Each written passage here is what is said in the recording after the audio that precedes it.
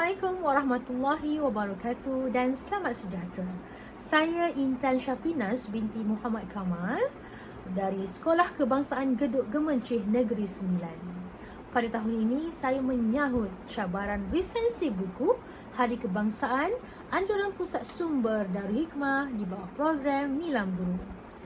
Pada hari ini saya akan berkongsi kepada anda semua sebuah buku yang saya kira sebuah karya yang menarik kerana buku ini telah memaparkan kepercayaan, cara hidup dan budaya masyarakat Tanah Melayu pada era tahun 1900. Dan buku ini bukan hasil warga tempatan tetapi telah ditulis oleh warga luar negara. Buku yang saya maksudkan adalah bertajuk Nurani Tanah Melayu yang mengandungi sebanyak 182 muka surat dan telah diterbitkan oleh Institut Terjemahan Buku Malaysia pada tahun 2015. Baik, walaupun buku ini telah lebih kurang 6 tahun telah diterbitkan, sebenarnya, saya panggil karya lah sebenarnya karya ini telah pun berusia hampir 90 tahun. Menarik kan? Kenapa? Okey, saya akan maklumkan kepada anda semua yang Nurani Tanah Melayu ini bukanlah tajuk asal bagi karya ini. Sebenarnya, tajuk asal bagi Nurani Tanah Melayu ini adalah bertajuk Malaysia dan ditulis oleh Henry Falconer, seorang penulis warga Perancis. Buku ini telah diterbitkan pada tahun 1931. Dan apa yang menjadikan buku ini istimewa kerana pada tahun itu juga, pada tahun 1931 itu juga buku ini diterbitkan dan karya ini juga telah memenangi anugerah sastra tersohor Perancis yang dipanggil sebagai Prix Goncourt. Dan buku ini telah dialih bahasa daripada karya asalnya Perancis ke banyak bahasa. Walaupun buku ini menceritakan tentang Malaysia, tetapi tidak ada alih bahasa yang dilakukan sebelum ini kepada bahasa Melayu. Sebelum saya menceritakan dengan lebih lanjut siapakah penterjemah buku ini, saya akan menceritakan dulu siapakah Henry Falconer ini. Henry Falconer ini adalah seorang warga Perancis yang telah berhijrah ke Tanah Melayu pada tahun 1905 kerana bertugas sebagai pengurus estet di Bukit Kuala Sampah, Selangor pada tahun 1905. Jadi buku ini, karya ini adalah pengalaman peribadi beliau sepanjang bertugas di Bukit Kuala Sampah, di estet Bukit Kuala Sampah, Selangor. Dan buku ini mengandungi elemen-elemen yang sangat menarik kerana penulis walaupun warga Perancis dia dapat menghayati, memahami cara hidup masyarakat Tanah Melayu di estet pada ketika itu.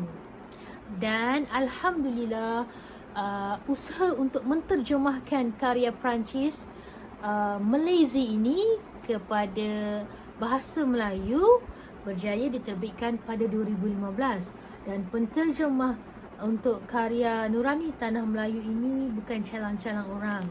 Buku ini telah diterjemahkan oleh Profesor Datuk Muhammad Haji Saleh, sastrawan negara kita, di mana Profesor Dr.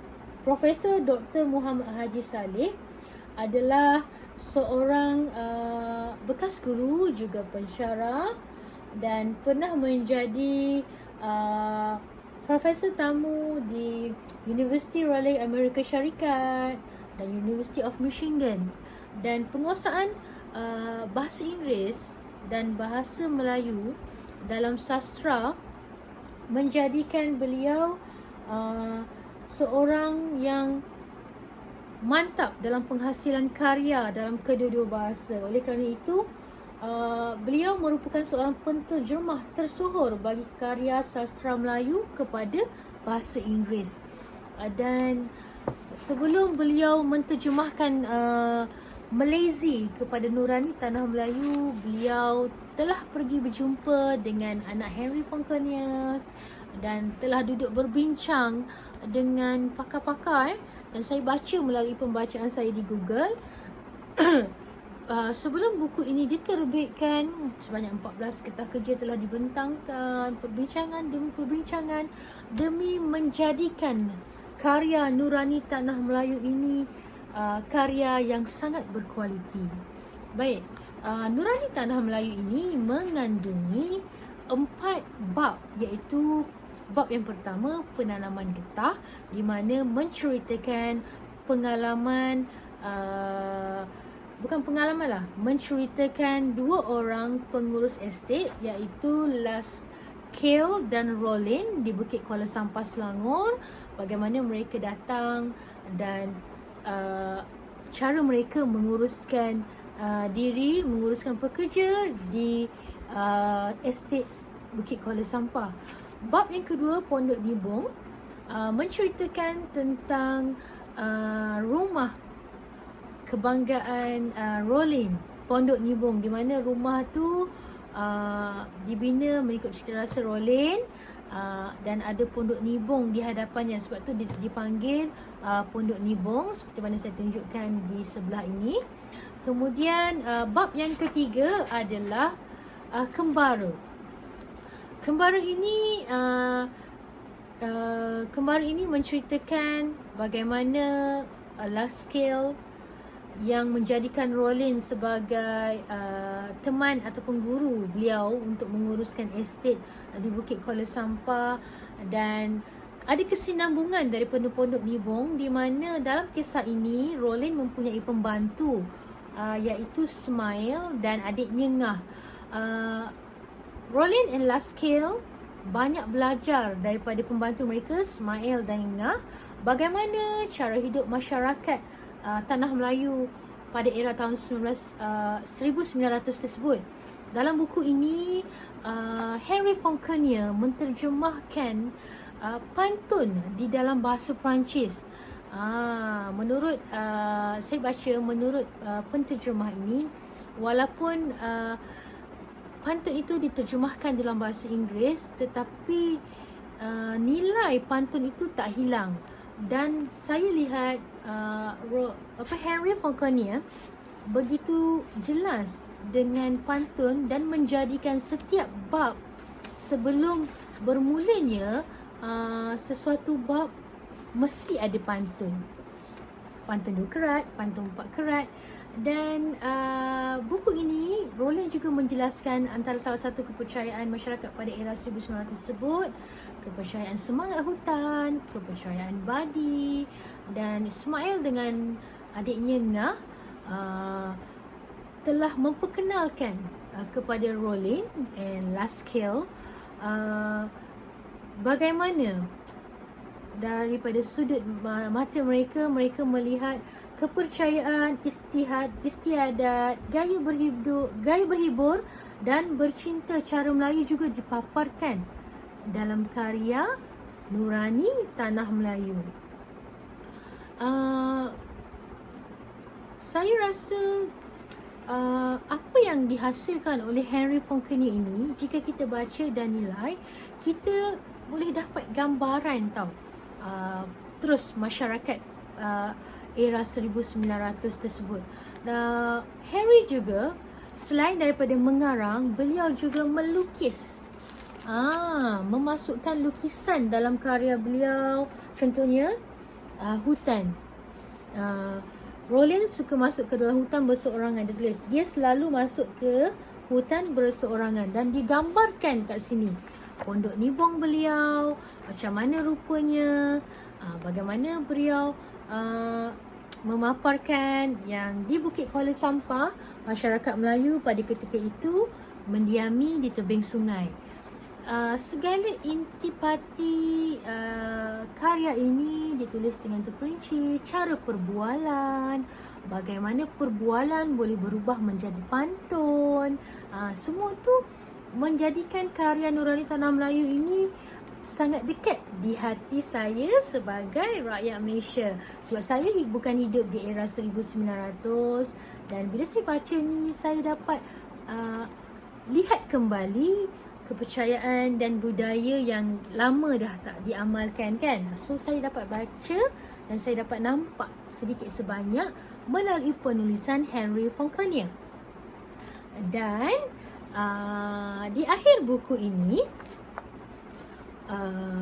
Henry Fonconia telah berkongsi, di akhir buku Nurani Tanah Melayu ini penulis telah memasukkan gambar-gambar pengalaman Henry Fonconia sepanjang bertugas di estet Bukit Kuala Sampah. Ini adalah pembantu beliau. Kita boleh nampak pakaian masyarakat pada era tahun 1900 tersebut. Okey, ini adalah Pondok Nibong yang saya masukkan, rumah Henry Fonconia, dan saya juga share di sini rumah Pondok Nibong dan Henry berada di dalam rumah tersebut, dan bagaimana Henry bertugas di ladang estet, dan dia menunjukkan gambaran pondok-pondok kediaman Melayu di tebing sungai, dan semua gambaran ini seperti kita melihat sejarah lampau. Dan bila saya membaca dan sambil melihat gambar yang diterbitkan dalam buku ini, kita nampak, kita boleh rasa nostalgia yang Henry Fonconia cuba tampilkan. Dan kembara Tanah Melayu, Nurani Tanah Melayu ini menurut Henry Fonconia umpama kembara beliau menjelajah ke bukit dan hutan, dan beliau menjadikan pengalaman beliau ini sebagai sesuatu yang menarik, kerana beliau belajar sesuatu yang baru daripada negara beliau, Perancis. Dan pembelajaran dan pengalaman beliau sepanjang bertugas di Bukit Kuala Sampah ini terbitkan, diluahkan dengan baik melalui karya Malaysia ini yang telah diterjemahkan di dalam Nurani Tanah Melayu. Jadi buku ini saya syorkan untuk anda membaca, dan awak boleh rasa, anda sendiri boleh rasa apa yang kita dapat pelajari daripada pengarang ini adalah falsafah tradisional dan pandangan masyarakat Melayu pada ketika itu. Dan penilaian Henry Fonconia ini cukup tajam, di mana beliau dapat menghayati pantun dan memahami maksud sebenar pembayang dan pantun itu dengan baik. Kalau takkanlah banyak pantun dan lagu pun ada dalam Nurani Tanah Melayu ini. Dan itu saja perkongsian saya mengenai buku pilihan saya, iaitu Nurani Tanah Melayu pada hari ini. Sekian, terima kasih.